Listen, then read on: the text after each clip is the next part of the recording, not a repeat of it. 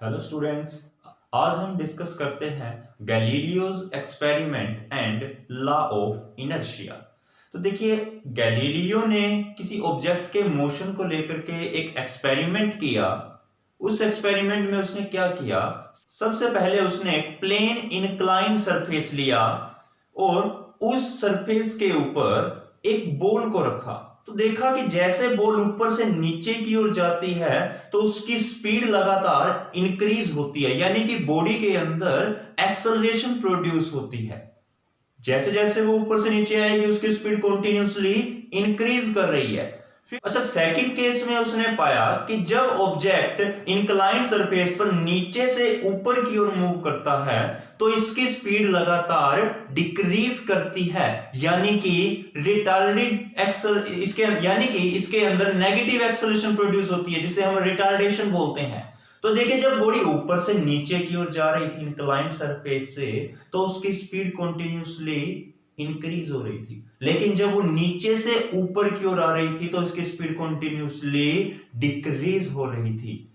तो अब इसका मतलब यह है, इससे क्या कंक्लूजन निकलते हैं कि अगर प्लेन सरफेस हो तो इसके ऊपर ना तो एक्सेलरेशन आएगी और ना ही रिटार्डेशन आनी चाहिए। मतलब जब ऑब्जेक्ट ऊपर जा रहा था तो उसकी अंदर रिटार्डेशन आ गई, यानी कि उसकी वेलोसिटी लगातार डिक्रीज हो रही है, लेकिन जब ऊपर से नीचे आ रहा है तो उसकी वेलोसिटी लगातार इंक्रीज हो रही है। तो देखिए, अगर सरफेस में ये इंक्लिनेशन ही ना हो, बिल्कुल प्लेन सरफेस हो और उस प्लेन सरफेस पर अगर एक बॉडी मूव करती है तो इसका मतलब उसकी स्पीड में कोई भी चेंज नहीं आना चाहिए। तो लेकिन यहां पर आप एक बात याद रखिए, ये एक इमेजिनरी एक्सपेरिमेंट है। इस एक्सपेरिमेंट में हम कंसीडर करके चलते हैं कि फोर्स ऑफ फ्रिक्शन और एयर रेजिस्टेंस और ये जो भी कोई एक्स्ट्रा फोर्सेस हैं ये नेग्लिजिबल मान के चल रहे हैं हम। मतलब कि यहां पर कोई और फोर्स नहीं लग रहा बॉडी के ऊपर, केवल ग्रेविटेशनल फोर्स तो है, बॉडी ऊपर से नीचे आ रही है और नीचे से ऊपर जा रही है, और कोई भी फोर्स हम यहां पर कंसीडर नहीं कर रहे। तो इसका मतलब देखिए, जब अप जा रही थी तो स्पीड डिक्रीज हो रही है, जब ऊपर से नीचे आती है तो स्पीड इंक्रीज होती है। तो इसका मतलब तो यही हुआ कि जब एक हॉरिजॉन्टल सरफेस पर बॉडी मूव करेगी तो इसकी वेलोसिटी में कोई भी ना तो डिक्रीज होना चाहिए ना इंक्रीज, या जिस स्पीड से मूव कर रही है उसी स्पीड से मूव करनी चाहिए। अच्छा, फिर गैलीलियो ने क्या किया, अब दो सरफेस लिए, एक इंक्लाइंड सरफेस लिया पहले, फिर उसके बिल्कुल सामने एक दूसरा अपोजिट साइड में क्या किया, एक और इंक्लाइंड सरफेस रखा और दोनों सरफेस का, दोनों प्लेन का एंगल सेम रखा। तो उसने ये ऑब्जर्व किया कि जितनी हाइट से पहले प्लेन से बॉल को छोड़ा गया तो वो पहले प्लेन से नीचे आकर के दूसरे प्लेन पर उतनी ही हाइट तक दोबारा जाएगी।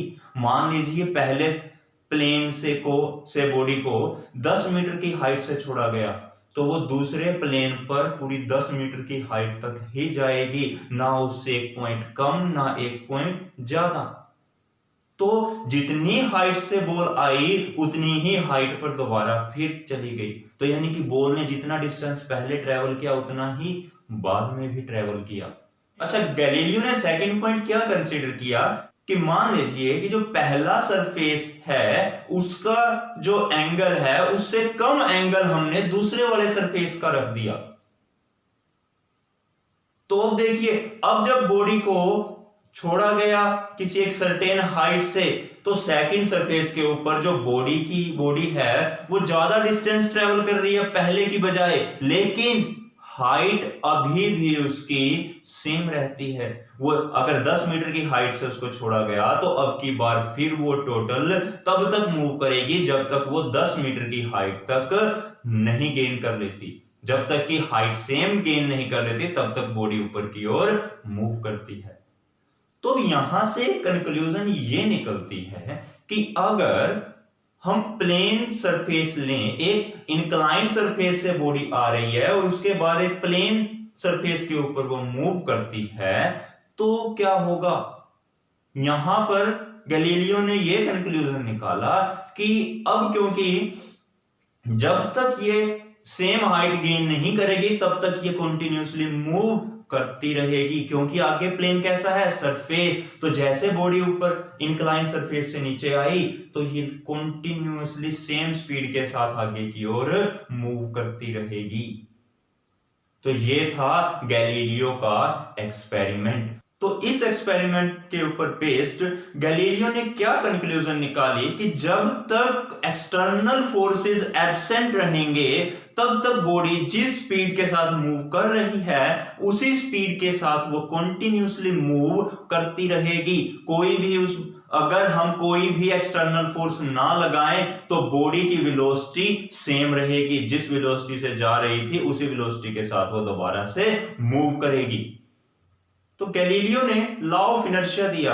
इस लॉ ऑफ इनर्शिया के अकॉर्डिंगली हर बॉडी के अंदर एक ऐसी टेंडेंसी है जिसकी वजह से ये अपनी पोजीशन में या अपना स्टेट ऑफ मोशन में बदलाव को अपोज करती है। यानी कि हम बॉडी के स्टेट ऑफ रेस्ट को या स्टेट ऑफ मोशन को चेंज करना चाह रहे हैं, लेकिन वो बॉडी क्या है, इसको अपोज करती है। The tendency of a body to oppose the change of state of rest or the uniform motion or direction of motion is called inertia। यानी कि हर एक बॉडी के अंदर एक ऐसी टेंडेंसी है कि वो अपनी पोजीशन में बदलाव का विरोध करती है, उसको अपोज करती है। हर एक बॉडी में ये टेंडेंसी होती है, किसी में कम तो किसी में ज्यादा। तो देखिए, समझते हैं कैसे एक एग्जांपल लेकर के। मान लीजिए एक बॉडी है, एक चेयर है, क्या अपने आप इस चेयर की पोजीशन चेंज हो सकती है? नहीं, हमें क्या करना पड़ेगा, थोड़ा सा फोर्स लगाना पड़ेगा। मान लीजिए बहुत ही कम फोर्स लगाया, चेयर की पोजीशन अभी भी चेंज नहीं हुई। क्यों? क्योंकि ये अपनी पोजीशन में बदलाव का क्योंकि ये अपनी पोजीशन में चेंज को अपोज कर रही है, ये नहीं चाहती कि इसकी पोजीशन को चेंज किया जाए ड्यू टू इनर्शिया। तो हमें अगर फिर भी क्या हम चेंज नहीं कर सकते? बिल्कुल कर सकते हैं। हमें उसके लिए क्या करना पड़ेगा, थोड़ा ज्यादा फोर्स लगाना पड़ेगा, तब ये चेयर को हम एक जगह से दूसरी जगह तक मूव करवा सकते हैं। अब मान लीजिए एक बड़ी सारी टेबल है जो काफी हैवी है, तो अब हमें उसको मूव करवाने के लिए क्या करना पड़ेगा, और ज्यादा फोर्स लगाना पड़ेगा। तो यानी कि किसके अंदर टेंडेंसी ज्यादा है अपने स्टेट को एज इट इज रखने की? वो टेबल में ज्यादा है और चेयर में कम। तो यहां से क्या पता चलता है, जो इनर्शिया है वो किस चीज पर डिपेंड करता है, बॉडी के मास पर। तो inertia of a body depend on its mass. जैसे बॉडी का मास इंक्रीज होता है, इसका इनर्शिया भी इंक्रीज होता है। Mass is also called the measure of the inertia. हम मास को ये भी बोलते हैं कि ये ही इनर्शिया का माप है। हमने मास को मेजर कर लिया, समझो इनर्शिया को मेजर कर लिया। जितना ज्यादा किसी बॉडी का मास उतना ही ज्यादा उस बॉडी का इनर्शिया।